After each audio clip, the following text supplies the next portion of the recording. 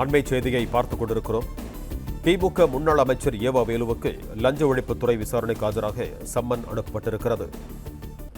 திமுக முன்னாள் அமைச்சர் ஏவா வேலுவுக்கு சொந்தமான இடங்களில் லஞ்ச ஒழிப்புத்துறை கடந்த வாரம் சோதனையில் ஈடுபட்டது. இது தொடர்பான கூடுதல் விவரங்களோடு இணைகிறார் எமது செய்தியாளர் கதிரவன். வணக்கம் கதிரவன், உங்களிடம் இருக்கும் தகவல்களை சொல்லுங்கள். நெடுஞ்சாலைத்துறையில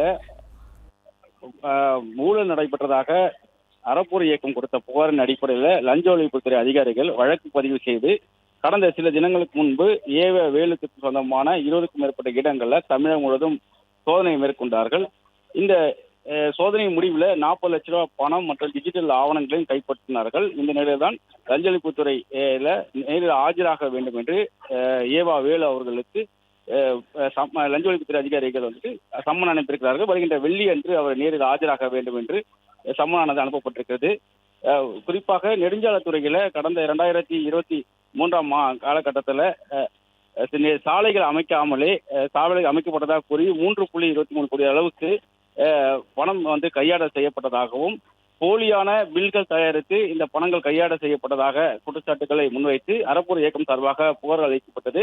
அதற்கான ஆதாரங்களையும் அவர்கள் லஞ்ச ஒழிப்புத்துறையில வழங்கியிருந்தார்கள். அதன் பிறகு சில அதிகாரிகள் சாலைகளை உடனடியாக இந்த விவகாரம் வெளியானதுக்கு பிறகாக அமைக்க முற்பட்டதாகவும் அவர் குற்றச்சாட்டி அந்த புகார்களை குறிப்பாட்டிருந்தார்கள். அடிப்படையில் தான் வழக்கானது பதிவு செய்யப்பட்டது.